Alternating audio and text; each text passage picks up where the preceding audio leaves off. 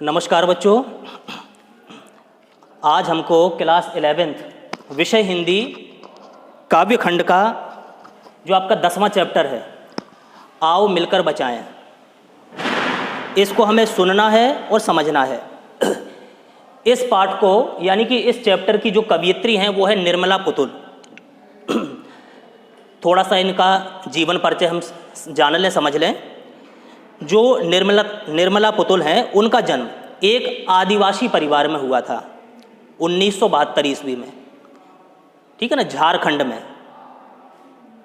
दुमका नाम का गांव है झारखंड में, तो वहाँ पर इनका जन्म हुआ था 1972 में। इनका आरंभिक जीवन, शुरुआत का जीवन बहुत ही संघर्षमय रहा। घर में शिक्षा का माहौल होने के बावजूद, शिक्षा का माहौल तो था घर में, लेकिन उसके बावजूद रोटी की समस्या के लिए आर्थिक स्थिति इनके घर की बहुत ही दयनीय थी।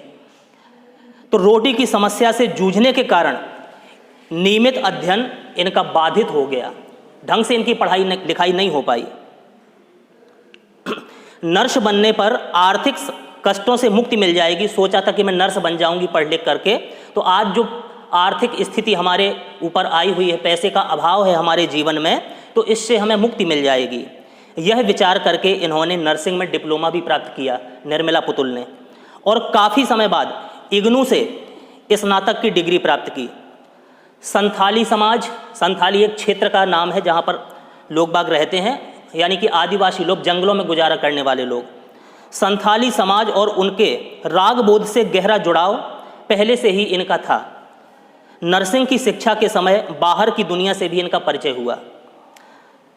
दोनों समाजों की क्रिया प्रतिक्रिया से वह बोध इनका विकसित हुआ, जिससे वह अपने परिवेश की वास्तविक स्थिति को समझने में सफल हो सकें। अब इन्होंने जाना कि हम लोग कितनी मेहनत करते हैं, आदिवासी लोग हैं, कैसे अपना गुजारा करते हैं, यानी कि इन्होंने आदिवासी समाज की विसंगतियों को तल्लीनता से उकेरा अपनी कविताओं में, रचनाओं में। कड़ी मेहनत के बावजूद खराब दशा, खूब मेहनत करी फिर भी दशा नहीं सुधर रही, कड़ी मेहनत करने के बावजूद भी स्थिति सही नहीं आ रही, तो उस स्थिति के बारे में, कुरीतियों के कारण समाज में कितनी कुरीतियां फैली हुई हैं, उन कुरीतियों के कारण बिगड़ती पीढ़ी, आज की पीढ़ी बिगड़ती जा रही है। जैसे हम लोग ग्रामीण क्षेत्र के लोग हैं, गांव के रहने वाले, लेकिन शहरों के चकाचौंध में हम लोग फंस जाते हैं। बच्चे आज संस्कार विहीन होते जा रहे हैं, अपनी संस्कृति और सभ्यता को खोते जा रहे हैं। तो कुरीतियों के कारण, जो कुरीतियां समाज में फैली हुई हैं, बिगड़ती पीढ़ियां कैसे बिगड़ती जा रही हैं। थोड़े लाभ के लिए बड़े बड़े समझौते लोग कर लेते हैं।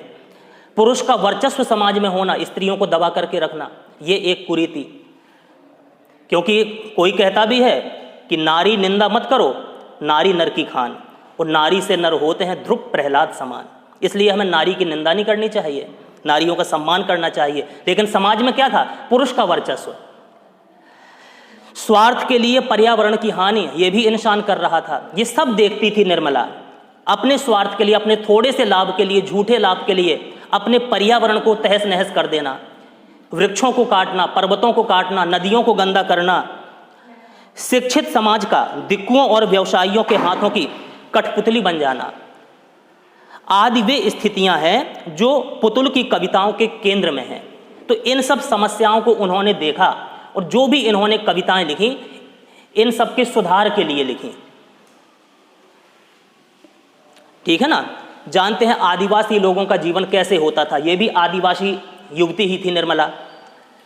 तो आदिवासी जीवन के कुछ अनछुए पहलुओं के कलात्मकता के साथ हमारा परिचय कराती हैं, और संथाली समाज के सकारात्मक और नकारात्मक दोनों पहलुओं को बेबाकी से सामने रखती हैं वो अपनी कविताओं में। संथाली समाज में जहाँ पर एक और भोलापन दिखाई देता है, सादगी दिखाई देती है, प्रकृति से जुड़ाव भी दिखाई देता है लोगों का, कि जंगल में रहने वाले लोग, आदिवासी लोग कैसे प्रकृति से जुड़े रहते हैं, ये सब दिखाई देता है।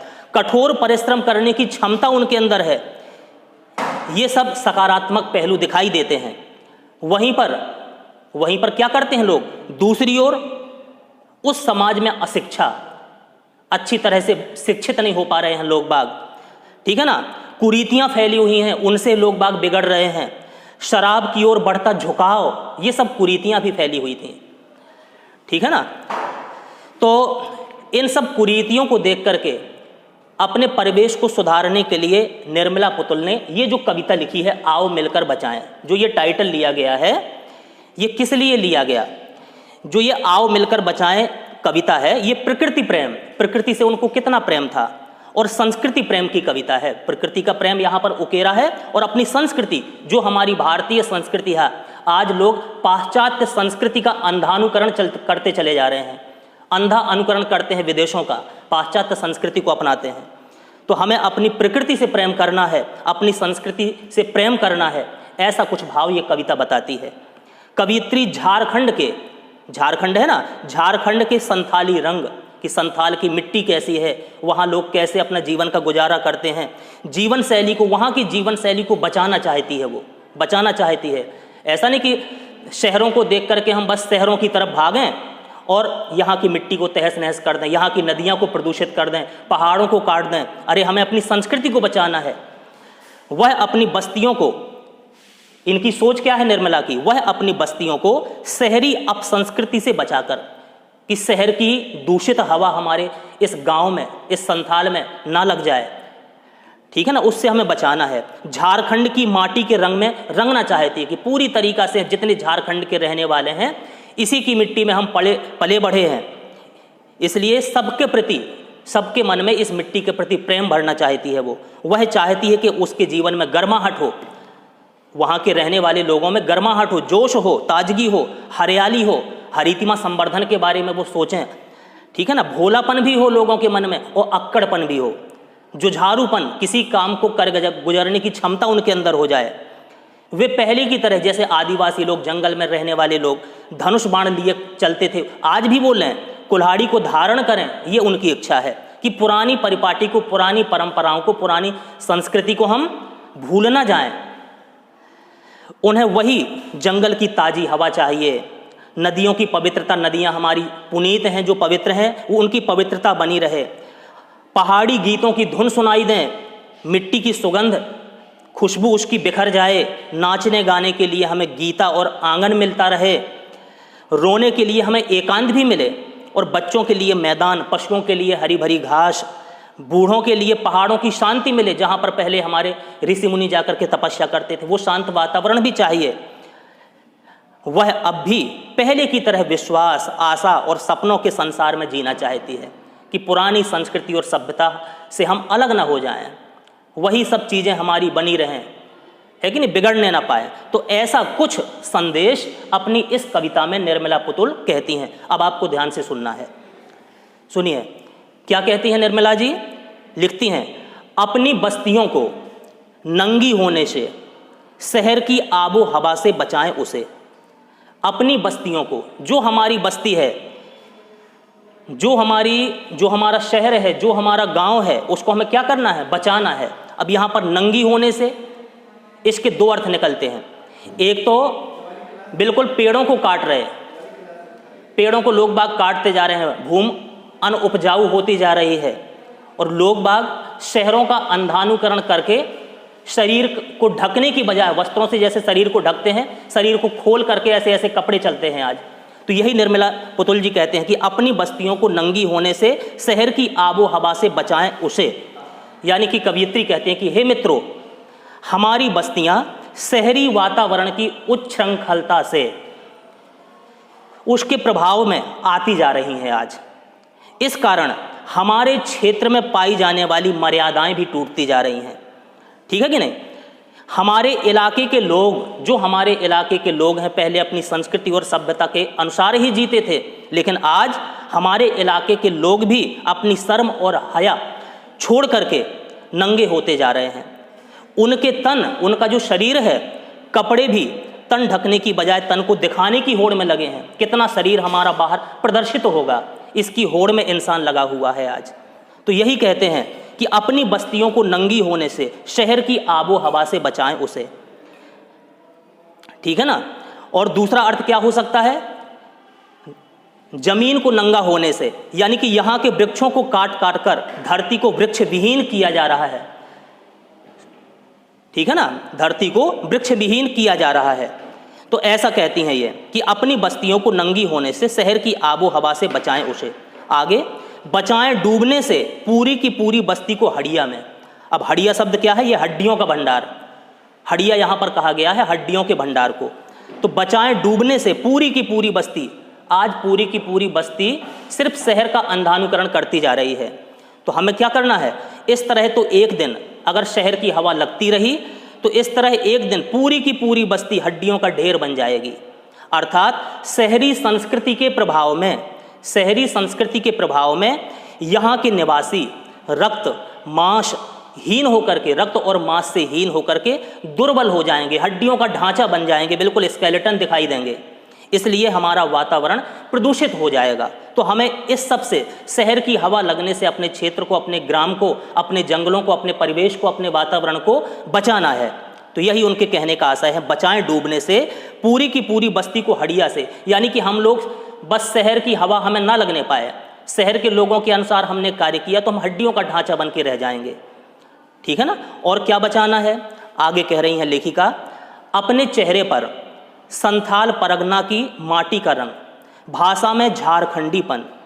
यानी कि अपने चेहरे पर, मैं चाहती हूँ, कवियत्री कहती हैं कि हमारे झारखंड के लोगों के चेहरे पर, क्योंकि ये झारखंड की निवासी हैं तो अपने क्षेत्र का ही वर्णन करती हैं कि झारखंड के लोगों के चेहरे पर शहरी संस्कृति का प्रभाव ना पड़ पाए, शहरी संस्कृति का प्रभाव ना पड़ पाए।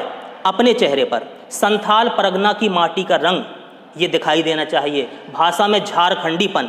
उनके कहने का आशय यह है कि शहर का प्रभाव हम पर ना पड़ पाए ज़्यादा, बल्कि संथाल परगना की मिट्टी का स्वाभाविक रंग हमारे चेहरे पर दिखाई दे, उसका प्रेम हमारे चेहरे पर दिखाई दे जहाँ के हम निवासी हैं। ठीक है ना? संथाल परगना की मिट्टी का स्वाभाविक रंग हमारे चेहरे पर दिखाई देना चाहिए। उनके कहने का मेन आशय यह है कि लोगों के व्यवहार में प्रादेशिक गुण बने रहें, जहाँ के निवासी हैं उससे प्रेम बना रहे, उससे विमुख होकर के हम यहाँ वहाँ ना भागें। जानते हैं भगवान श्री राम के बारे में आपने सुना होगा कि जब लंका गए, रावण पर विजय प्राप्त कर ली, लक्ष्मण जी को मोह हो गया कि भैया इस लंका पर हमने अपनी बाहुबल की बदौलत विजय प्राप्त की है, तो आप विभीषण को राजा क्यों बना रहे? यहाँ पर हमारा अधिकार होना चाहिए। तब भगवान राम के क्या शब्द थे? वही शब्द जो यहाँ पर निर्मला पुतुल जी कहते हैं। राम जी कहते थे कि अपि स्वर्गमयी लंकाना में लक्ष्मण रोचते, जननी जन्मभूमिश्च स्वर्गादपि गरीयसी। कि अपि स्वर्गमयी, स्वर्ग के समान ये लंका होते हुए भी हे लक्ष्मण मुझे अच्छी नहीं लगती, बल्कि जननी हमारी माँ जहाँ पर है, जन्मभूमि जहाँ पर हमने जन्म लिया, वो स्वर्गादपि गरीयसी, स्वर्ग से भी श्रेष्ठ है, स्वर्ग से भी महान है। तो यही इनका मानना है कि अपने प्रादेशिक गुण, जो हमारी जन्मभूमि है उसके गुण हमारे अंदर रहने चाहिए। ठीक है ना? भाषा में झारखंडीपन, उनकी भाषा का झारखंडी स्वभाव नष्ट ना होने पाए। यानी कि जहाँ हम के रहने वाले हैं वहाँ की बोली हमें बोलनी चाहिए, उसमें शर्म का एहसास नहीं होना चाहिए। वे अपनी बोली में ही बोलें, जहाँ भी जाएं अपने प्रदेश की अपनी भाषा में ही बोलें। ठीक? आगे क्या कहती हैं? ठंडी होती दिनचर्या में जीवन की गर्माहट, मन का हरापन, भोलापन दिल का, अक्खड़पन, जुझारूपन भी। अब ठंडी होती दिनचर्या ठंडी हो रही अगर, तो क्या करना चाहिए? शहरी संस्कृति के प्रभाव में अगर हम आ जाएंगे तो यहाँ के लोगों की, यानी झारखंड के लोगों की दिनचर्या में भी ठहराव आ गया है। वो देखती हैं झारखंड के रहने वाले लोगों को, क्या कहती हैं? ठंडी होती दिनचर्या, ठंडी होती दिनचर्या। आज हमारे क्षेत्र के लोगों की दिनचर्या ठंडी हो गई है। ठीक है? उनकी दिनचर्या में ठहराव आ गया है शहर की नकल करके। जीवन की गर्माहट, उनके जीवन का उत्साह नष्ट हो गया है। जीवन की गर्माहट जो रहती थी, जो उत्साह, कुछ काम करने का जोश रहता था, वो भी कैसा हो गया? वो उत्साह भी नष्ट हो गया है। ठीक है ना? तो लेखिका चाहती हैं कि मैं चाहती हूँ, लेखिका कहती हैं कि उनके जीवन का वह उत्साह है जो शहर को देख करके नष्ट हो रहा है, वो फिर से लौट आए। मन का हरापन, भोलापन दिल का, अक्खड़पन, जुझारूपन भी। क्या क्या लौट आए? मन में फिर से समरसता, हरापन मीन समरसता आ जाए, सबको एक समान हम लोग समझें, सबके प्रति प्रेम का व्यवहार करें, तो मन में फिर से हमारे समरसता आ जाए और मधुरता आ जाए। उनके दिलों में चालाकी और समझदारी की बजाय वही पहले जैसा भोलापन आ जाए। क्या कहते हैं? भोलापन दिल का। फिर से हमारे क्षेत्र के लोगों कि दिल में भोलापन आ जाए। वो चालाकी जो आज शहर को देख करके आ गई है ना, शहर की हवा जो लग गई है, तो वो चालाकी, वो समझदारी सब नष्ट होकर के फिर से हमारे क्षेत्र के लोग भोले हो जाएं, वो भोलापन फिर से आ जाए। अक्कड़पन, जुझारूपन भी, उनके स्वभाव का अक्खड़पन, जो पहले अकड़ कर रहते थे वो अक्कड़पन भी होना चाहिए, ठीक है कि नहीं। उनका, क्योंकि उनका बात बात पर गर्म होकर तन जाना, गर्म होकर तन जाते थे जैसे हमारे क्षेत्र के लोग, वो फिर से होना चाहिए। और संघर्ष करने के लिए तैयार रहना चाहिए, है कि नहीं। अक्कड़पन, जुझारूपन भी, कोई काम करने के लिए, कोई संघर्ष करने के लिए हमेशा वो तत्पर रहें, तैयार रहना चाहिए। ये सारे गुण आज फिर से हमारे झारखंड के रहने वाले लोगों में, हमारे आदिवासी लोगों में फिर से लौट आए, मेरी यही कामना है। उनका उत्साह समाप्त ना हो, ठीक है, उनकी दिनचर्या में ठहराव ना हो, उनकी समरसता, उनकी मधुरता, वो भोलापन फिर से लौट आए उनके जीवन में, ऐसा वो चाहती हैं, ठीक है ना। अब आगे, भीतर की आग, धनुष की डोरी। अब जानते हैं आदिवासी लोग जो रहते थे धनुष, तीर धनुष लेकर के चलते थे, हाथ में कुल्हाड़ी भी रहती थी, क्योंकि जंगल में रहना है, ठीक है कि नहीं। तो वो चाहती हैं कि जो हमारी संस्कृति थी, जो हम लोग पहले कार्य किया करते थे, उन कार्यों से हम विमुख ना हो, आज की संस्कृति को ना अपना लें कि विदेशों की हमने नकल की, उसके अनुसार हम ढल गए और अपनी संस्कृति को हम छोड़ गए, भूल गए। तो ऐसा नहीं होना चाहिए। क्या कहती हैं, मैं चाहती हूं कि भीतर की आग, धनुष की डोरी, तीर का नुकीलापन, कुल्हाड़ी की धार, जंगल की ताजी हवा, नदियों की निर्मलता, पहाड़ों का मौन, गीतों की धुन, मिट्टी का सौंधापन, फसलों की लहलहाहट, ये फिर से होना चाहिए, फिर से होना चाहिए ये सब गुण, ठीक है। अब भीतर की आग, धनुष की डोरी, यानी कि कवियत्री क्या कहती हैं, वो कहती हैं कि मैं चाहती हूं कि झारखंड के लोगों के जीवन में उत्साह की ऊर्जा बनी रहे। भीतर की आग, आग माने उत्साह है, जो ऊर्जा अंदर है उनके, वो ऊर्जा बनी रहनी चाहिए, भीतर की आग, ठीक है कि नहीं। झारखंड के लोगों के जीवन में उनके उत्साह की ऊर्जा बनी रहनी चाहिए, क्योंकि उनकी उमंग नष्ट ना हो, उनकी उमंग नष्ट नहीं होना चाहिए, उनका उत्साह नष्ट नहीं होना चाहिए, वो उमंग, उत्साह, ऊर्जा उनके अंदर बनी रहनी चाहिए। यह है भीतर की आग। धनुष की डोरी, तीर का नुकीलापन, उनके धनुष की डोरी और तीर का नुकीलापन यथावत बना रहे, जैसे वो धनुष, तीर धनुष लेकर के चलते थे, है कि नहीं। आज भी उनके हाथ में तीर धनुष होना चाहिए, यानी कि उनके धनुष की डोरी और तीर का नुकीलापन यथावत जैसे बना रहा शुरुआत से, वैसा आज भी बना होना चाहिए। आज भी उनके हाथ में धनुष रहना चाहिए, तीर रहना चाहिए नुकीले, ठीक है ना। कुल्हाड़ी की धार, जंगल की ताजी हवा, नदियों की निर्मलता, पहाड़ों का मौन, कुल्हाड़ी की धार, उनकी कुल्हाड़ी की धार भी बनी रहे, हमेशा वो हाथ में कुल्हाड़ी लेकर के चलें और कुल्हाड़ी में धार बनी रहे। आशय यह है कहने का उनका कि वे परंपरागत जीवन शैली को ना छोड़ें, जो परंपरागत हमारी जीवन शैली थी उसको छोड़ें ना, यानी कि शहर की हवा हमारे अंदर ना लगने पाए, अपनी संस्कृति को, जहाँ के हम निवासी हैं वो संस्कृति हमसे दूर ना हो, उससे हम विमुख ना हो जाएं, ठीक है कि नहीं। परंपरागत अपनी जीवन शैली को सदैव अपनाए रहें, ये इनकी दिली इच्छा है। अपने उत्साह, अपने कर्म, अपनी तेजस्विता और प्रभाव को हम सुरक्षित रखें, ठीक है ना। यहाँ का प्राकृतिक सौंदर्य जो है, प्राकृतिक जीवन, जो प्रकृति से हम जीवन जीते हैं, प्रकृति के साथ मिलकर के जीवन यापन करते हैं, जीवन जीते हैं, वो ज्यों का त्यों बना रहे, ठीक है कि नहीं। अब आगे क्या कह रहे हैं, जंगल की ताजी हवा, नदियों की निर्मलता, हमें जंगलों की ताजी हवा सदैव मिलती रहे, हम पेड़ पौधों को ना काटें, है कि नहीं। ये गलत आचरण हमें छोड़ने चाहिए। जंगल की ताजी हवा हमें मिलनी चाहिए। नदियों की पवित्रता, आज भी हमारी नदियां पवित्र रहें, ऐसा नहीं कि आज नदियों में कूड़ा करकट लोग फेंक देते हैं। नदियों को, जिनकी हम लोग पूजा करते थे, उनको अपवित्र करते हैं, गलत चीज़ें उसमें डाल देते हैं। तो आज भी हमारे जंगलों में हमें ताजी हवा मिल जाए, हमारी नदियाँ जो पूजनीय थीं, ठीक है, उनकी पवित्रता सदैव बनी रहे, उसको हम मैला कुचैला ना करें, ठीक है ना। पहाड़ों का मौन, गीतों की धुन, पहाड़ों का मौन, गीतों का धुन, पहाड़ों का शांत वातावरण, जैसे ऋषि मुनि पहाड़ों पर जाते थे, तपस्या करते थे, वहां जाकर के एक अपार शांति की अनुभूति होती थी। तो पहाड़ों पर आज भी हमारा शांत वातावरण बना रहे, उसमें कोई बिगाड़ ना करें, हम प्रकृति के साथ छेड़छाड़ ना करें, है कि नहीं। तो पहाड़ों का शांत वातावरण, गीतों की मीठी लय, आज भी हम मस्त होकर के गुनगुनाएं, गीतों की धुन हमारे अंदर, मस्ती होनी चाहिए कि अनायास गीत को हम गुनगुनाएं, ये होना चाहिए, मिट्टी का सौंधापन और फसलों की लहलहाहट।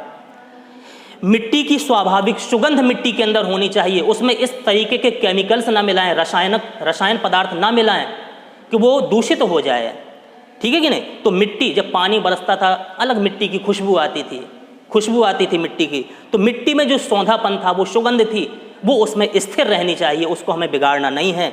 और लहलहाती फसलें, जो हमारे खेतों पर फसलें लहलहाया करती थीं, वो ज्यों की त्यों बनी रहे, बस मेरी यही कामना है। उस पर शहरी जीवन का साया ना पड़ पाए। हमारे इस क्षेत्र में, हमारे इस गांव में, हमारे इस जंगल में, हमारे इस झारखंड में शहर की हवा ना लगने पाए। वो प्राकृतिक कुदरती नज़ारे जो ईश्वर की दी हुई प्रदत्त चीज़ें हैं, जो हमें मिली है भगवान से, वो सदैव बनी रहे, स्थिर बनी रहे, उनको बिगाड़ना नहीं है, ये उनकी इच्छा है। आगे कवयित्री कहती हैं हमारे पास क्या क्या होना चाहिए और क्या क्या होना चाहिए हमारे पास, वो बताती हैं। नाचने के लिए खुला आंगन। आज भी हमारे पास, हमें नृत्य करना है, हमारे अंदर उत्साह आ रहा है, उमंग आ रहा है, तो नृत्य करने की अगर इच्छा है तो हमारे पास आंगन भी शेष रहने चाहिए। गाने के लिए गीत भी हमारे पास होने चाहिए। हंसने के लिए थोड़ी सी खिलखिलाहट, प्रसन्नता का आभास भी तो हमें करना है, प्रसन्नता के साथ हमें खिलखिलाहट के, है कि नहीं, खिलखिलाकर हंसना भी चाहिए। रोने के लिए मुट्ठी भर एकांत, और जब अगर थोड़ा सा कष्ट अगर आ गया, अगर रोना भी है तो हमें एकांत भी, इन सब चीज़ों को भी बचा के रखना है, इनको भी बचा के रखना है। यानी कि कहने का आशय क्या है कवयित्री का, नाचने के लिए खुला आंगन, गाने के लिए गीत, हंसने के लिए थोड़ी सी खिलखिलाहट, और रोने के लिए मुट्ठी भर एकांत। यानी कि कवयित्री कहती हैं कि मैं चाहती हूँ कि हमारे जनजीवन में, हम लोगों के जीवन में फिर से नाच गान का उल्लासमय वातावरण हो। जैसे हम लोग खुश होकर के नाचते गाते थे, वो नाच गान का उल्लासमय वातावरण आज भी हो, ये चाहती हैं। नाचने के लिए खुले खुले हमें आंगन प्राप्त हो, खुले खुले आंगन होना चाहिए आज, वहाँ नित्य प्रति गीत गाए जाते हों। हमारे जीवन में हंसी हो, खिलखिलाहट भी होना चाहिए, और रोने के लिए थोड़ा सा अकेलापन भी जरूरी है, थोड़ा सा अकेलापन भी मिलना चाहिए। ये सभी आवश्यक हैं, इन सबको हमें बचा करके रखना है। आगे, बच्चों के लिए मैदान, बच्चों के लिए मैदान, पशुओं के लिए हरी हरी घास, बूढ़ों के लिए पहाड़ों की शांति, ये भी बचा करके रखना है। बच्चों के लिए मैदान, छोटे छोटे बच्चे हैं, खेलना है तो उनके लिए आज, जैसे आपने 9th में एक पाठ पढ़ा था, बच्चे काम पर जा रहे हैं, छोटे छोटे बच्चे आज काम पर चले जा रहे हैं। क्या कोई खेलने के लिए मैदान नहीं बचा है? जिनके हाथ में आज गेंद होना चाहिए, खिलौने होना चाहिए, उनको काम करना पड़ रहा है। तो हमें उस जगह को, है कि नहीं, क्रीड़ा क्षेत्र को, खेल के मैदान को भी बचाना है। तो क्या कहती हैं, बच्चों के लिए मैदान, बच्चों के लिए हमें खेलने के लिए मैदान को भी बचाना है, ठीक है ना। पशुओं के लिए हरी हरी घास, पशु अपना भरण पोषण कर सकें, उन पेट भर सकें, इसलिए हरी हरी घास भी ज़मीन में होनी चाहिए। बूढ़ों के लिए पहाड़ों की शांति, आज पहाड़ों का भी लोग बाग दोहन कर रहे हैं, पहाड़ों को भी तोड़ रहे हैं। तो बूढ़ों के लिए हमारे जो ऋषि मुनि हैं, ठीक है कि नहीं, अपने जीवन को समाप्त करके जब वानप्रस्थ अवस्था पर पहुंचते हैं, तो पहाड़ों पर जाने के लिए उन्हें शांत वातावरण भी मिलना चाहिए। यानी कि कवयित्री का कहने का आशय यह है कि बच्चों को खेलने के लिए खुले मैदान मिलें, मेरी ये इच्छा है, उनको खुले मैदान मिलना चाहिए। पशुओं को चरने के लिए हरी भरी घास मिलती रहे, और बड़े बूढ़ों को पहाड़ी प्रदेशों का शांत वातावरण मिल सके, इसलिए हमें इन सब चीज़ों को बचाना है। आओ मिलकर बचाएं, ठीक। आगे और लास्ट पंक्तियों में कवयित्री कहती हैं, और इस अविश्वास भरे दौर में, आज किसी को किसी का विश्वास नहीं है, इस अविश्वास भरे दौर में, और इस अविश्वास भरे दौर में थोड़ा सा विश्वास, जब लोग बाग एक दूसरे पर अविश्वास करते हैं, विश्वास नहीं है, तो इस अविश्वास भरे दौर में भी हमें विश्वास की एक रेखा अपने हृदय में बचा के रखनी चाहिए। थोड़ी सी उम्मीद, थोड़े से सपने, थोड़ी सी उम्मीद और थोड़े से सपने। यहाँ पर निर्मला पुतुल जी कहती हैं, कवयित्री जो हैं, उनके कहने का आशय यह है कि यद्यपि आज चारों ओर, समाज में हम कहीं भी देखें, चारों ओर आपसी संदेह का वातावरण है, संदेह की दृष्टि से लोग बाग एक दूसरे को देखते हैं, ठीक है, लोग एक दूसरे को शक की दृष्टि से आज देखते हैं। तो ऐसे वातावरण में आपसी विश्वास को हमें बनाए रखना है। आपसी विश्वास को, हमें विश्वास होना चाहिए एक दूसरे का, आपसी विश्वास को बनाए रखना बहुत आवश्यक है। ठीक है ना, बहुत आवश्यक है आपसे। थोड़ी सी उम्मीद थोड़े से सपने, थोड़ी सी उम्मीद थोड़े से सपने, यानी कि अपने सपनों को, जो स्वप्न है हमारे कि हम ऐसा करेंगे वैसा करेंगे, अपने सपनों को तथा आशा को जीवित रखना भी बहुत ज़रूरी है। अपने सपनों को और अपनी आशा को, निराशा में नहीं, अपनी आशा को कि हम ऐसा निश्चित करेंगे, ये संकल्प शक्ति हमारे मन में रहनी चाहिए। इसको बचा करके रखना बहुत ज़रूरी है। ये सपने, यह आशा, यह विश्वास लोक जीवन में ही मिल सकता है। इस जीवन में ही ये सब चीज़ें प्राप्त हो सकती हैं। इसलिए आशा को और अपने सपनों को भी हमें बचा करके रखना है। ठीक।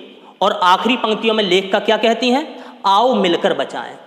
आओ हम सब संकल्प करें, सभी झारखंडवासी, समूचे देश के लोग भी अब तो कर सकते हैं, हम सभी मिलकर के संकल्प करें, आओ मिलकर बचाएं। इस दौर में भी बचाने को बहुत कुछ बचा है। अब भी हमारे पास काफ़ी चीज़ तो हम खो चुके हैं, लेकिन अब भी बहुत कुछ हमारी संस्कृति, जो भारतीय संस्कृति थी, जो सभ्यता थी, अभी भी बचाने के लिए हमारे पास बहुत कुछ बचा है। उसको हमें बचा लेना चाहिए। उसका दोहन नहीं होना चाहिए, उसका दोहन हमें नहीं करना चाहिए। यानी कि कहने का आशय कवयित्री का यह है कि कवयित्री पाठकों को प्रेरित करती हैं, अंत में उनको प्रेरणा देती हैं। क्या कहती हैं? कि आओ हम सब मिलकर के आशा, विश्वास, सपनों को बचाएं। आशा, विश्वास और सपनों को बचाएं।